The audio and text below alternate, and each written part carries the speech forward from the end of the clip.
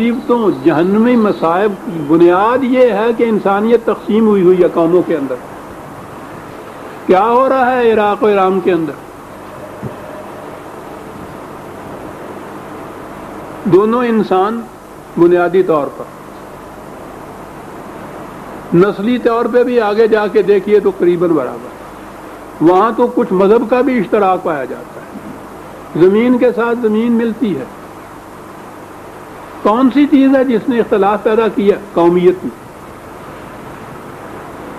ایرانیوں کی الگ قومیت، عراق کی قومیت الگ.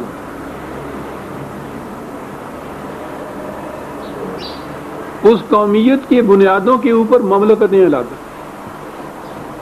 مملکتوں کے مفاد الگ.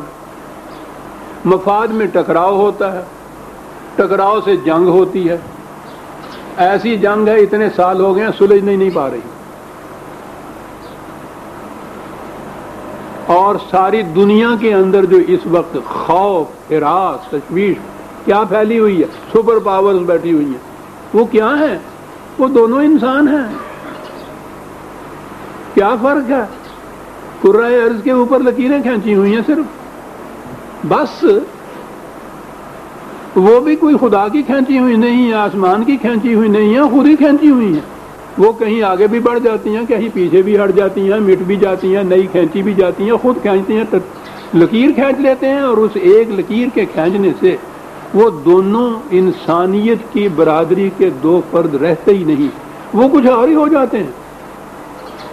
آپ دیکھیں گے کہ ایک قوم دوسری قوم کے مقابلے میں وہ یہ نہیں ہے کہ دونوں انسان ہیں. بڑی کوششیں کرتے ہیں کہ صاحب بیسک ہیومن رائٹس مقرر کیے جائیں، انسانیت کے قانون چارٹر کے اندر لگاتے رہیے آپ. قوموں کے اندر تو پھر وہی قومیت ہی ہے. ایک ملک میں جو لکیر کھینچی ہے، دوسری ملک کا انسان اس ملک میں جا نہیں سکتا، وہاں کا شہری نہیں ہو سکتا، وہاں کا باشندہ نہیں بن سکتا، دھکے دے کے نکالے چلا جاتے ہیں. اتنا کچھ یگانگت کے باوجود، یعنی یہ قوت اسلامی کے بعد کی بات ہے صاحب. یہی ہمارے ہاں مشرقی بنگال، جس کو بہرحال پرانا لفظ وہی مشرقی پاکستان ہی ذہن میں آتا ہے بدقسمتی سے، وہاں آپ کے ہاں وہ کچھ بہار سے لوگ آئے تھے تقسیم کے زمانے میں، وہ وہاں آ کے بس گئے. پاکستان تھا، مشرقی پاکستان تھا وہ بھی، اور پاکستانی کی حیثیت سے وہاں بس گئے. اب اس کے بعد جو وہ الگ ہوا ہے، بنگلہ دیش بنا، تو وہ خود بنگلہ دیش والوں نے کہا کہ یہ ہم میں سے نہیں ہے، وہ ان میں سے نہیں ہے. کہتے ہیں 4-5 لاکھ کے قریب. اس بری حالت میں ہیں جو دیکھ کے وہاں سے لوگ آئے ہیں بیچاروں کے ہاں. چھت تک نہیں رہنے کے لیے، کھانے کو ٹکڑا تک نہیں ہے. 5-4 وہ کہتے ہیں ہم میں سے نہیں ہیں، یہ بنگالی نہیں ہیں، یہ بہاری ہیں. وہ کہتے ہیں کہ ہم نے پاکستان آپٹ کیا تھا پاکستانی ہیں. یہ جو ہم مغربی پاکستان والے ہیں، مغربی پاکستان والے کہتے ہیں وہ ہم میں سے نہیں ہیں. ارے کوئی اور رشتہ نہیں تو قرآن نے کہا ہے کان الناس امۃ واحدۃ. انسانیت کے رشتے کے اوپر ہم تو تمام نوع انسانی کو ایک ملت بنانا چاہتے ہیں. سوچئے کہ اگر ایک ملت بن جائے نوع انسانی، تو یہ دنیا اسی صورت میں جنت نہ بن جائے. یہ جہنم جو ہے، یہ ساری جہنم بنی ہوئی ہے کہ یقطعون ما امر اللہ بہ ان یوصل، کہ خدا نے جنہیں ملانے کا حکم دیا تھا یہ ان کو قطع کرتے ہیں، توڑتے ہیں، الگ الگ کرتے ہیں، تقسیم کرتے ہیں، قومیتوں میں تقسیم.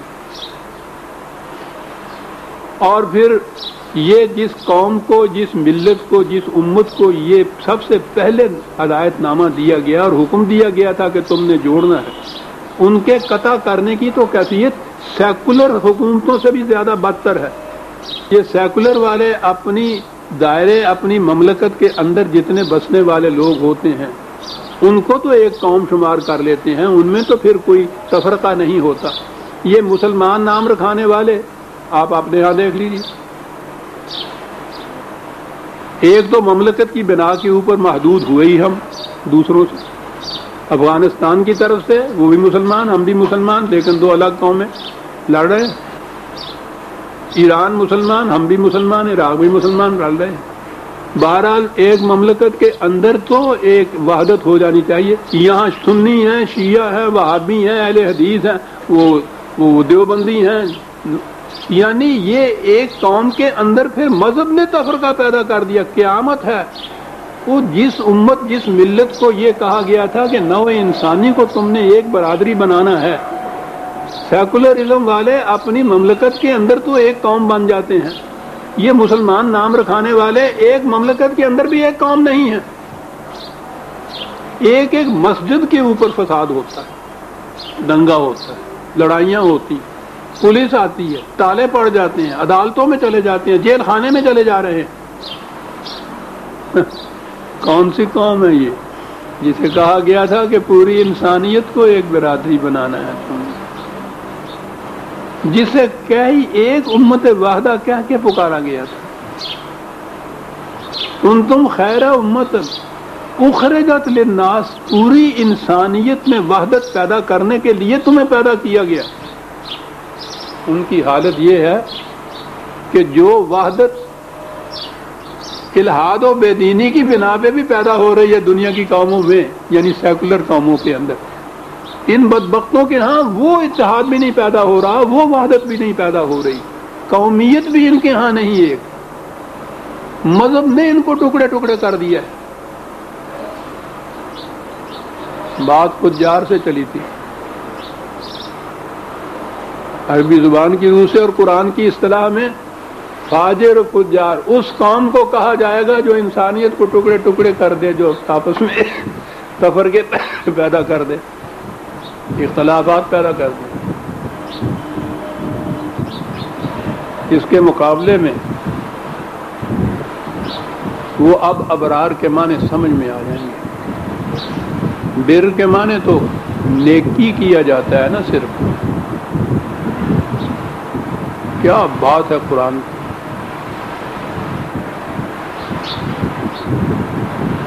بر کے معنی ہوتا ہے کشاد اور وسط۔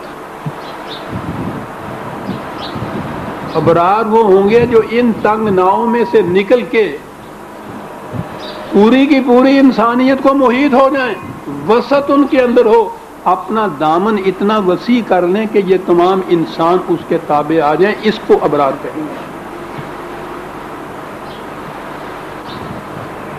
خدا کی ایک اپنی صفت بھی البر ہو۔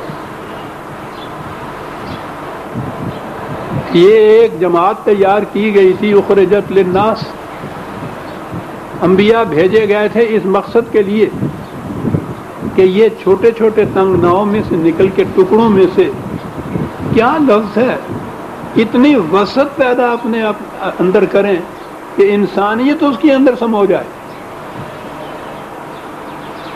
جتنی زیادہ کوئی وسعت پیدا کرنے والے افراد یا قوم یا ملت وہ ہوگی، اتنے ہی زیادہ وہ ابرار میں آئیں گے اور نعیم میں آئیں گے۔ اختلافات اور تفرقے جتنے کم ہوں گے اتنی ہی آسائشیں بڑھیں گی۔ اور اگر نوع انسانی ایک برادری بن جائے، اور بنے گی کیونکہ قرآن نے کہا ہے کان الناس، کہ آخر الامر اس پہ آنا ہے انسانوں نے، اب بھی آ رہے ہیں، ہم نہیں۔ ہم تو مذہب کی گروہ بندیاں بھی نہیں توڑ سکے، انسانیت کی گروہ بندیاں ہم کیا توڑ سکیں گے؟ وہ قومیں سیکولر جو عقل و فکر اور تجربے اور علم اور بصیرت کی روح سے حالات کو سوچتی ہیں، آپ آج کل کا لٹریچر ان قوموں کا پڑھیے، ان کے دانش مند چیخ رہے ہیں، دہائی دے رہے ہیں کہ اس قومیتوں نے ہمیں تباہ کر کے رکھ دیا، کسی طرح ان کو مٹاؤ۔ وہ مٹانے کی فکر کر رہے ہیں، ہم نئے نئے فرقے پیدا کر رہے ہیں، ایک قوم بھی نہیں بن رہے ہم۔ ابھی گریبان میں منہ ڈال کے آپ نے سوچیے گا برادران کہ کیا ہم ایک قوم بن چکے ہوئے؟ ہم تو ان کے مقابل میں بھی ایک قوم نہیں بن سکتے۔ انگریز کا بچہ جب انگلش مین کہے گا اپنے آپ کو تو اس کے اندر ایک فخر ہوگا، اور اب تو سنا ہے کہ باہر جا کے پاکستانی کہنے میں بھی شرماتا ہے انسان۔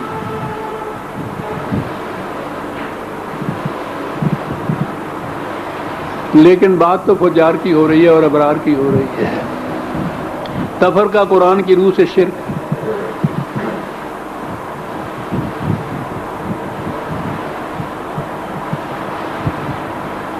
پوچھیے اس قوم کو کہ یہ خود فرقے اور فرقہ بندی وہی ہے.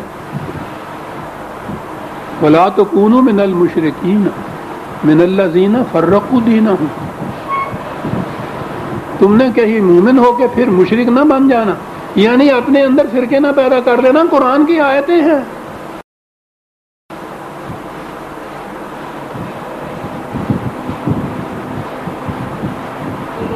جتنے آپ کے ہاں کے واعظ حضرات، مولوی صاحبان، زاہدان، مبلغین جتنے بھی ہیں، ان آیتوں پہ جیسے وہ ایکسپریس گاڑی ہوتی ہے نا، وہ اسٹیشن چھوڑ کے سیدھی چلی جاتی ہے، ٹھہرتی نہیں. ان آیتوں پہ رکتا ہی نہیں ہے.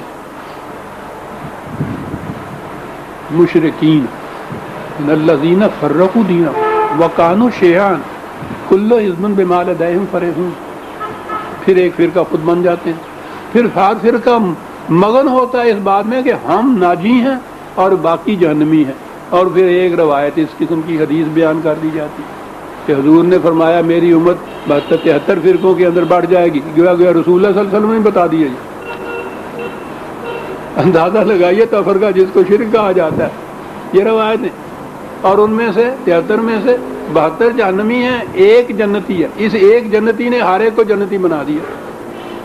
اب ہر ایک بیٹھا ہوا کہہ رہا ہے کہ وہ جو حضور نے ایک کہا تھا نا جنتی ہے، وہ ہم ہیں، اور 73 کے 73 جنتی.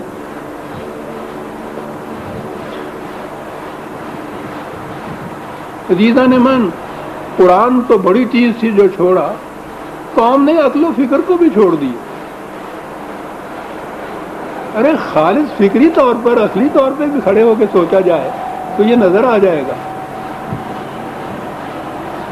کہ اس طرح سے ہر فرقے کا یہ کہنا، قرآن نے کہا کہ تفرقے کا نتیجہ یہ ہوتا ہے کہ ہر فرقہ یہ سمجھ لیتا ہے کہ میں حق پہ ہوں، باقی سارے باطل پر ہیں. یہی کیفیت ہماری ہو چکی.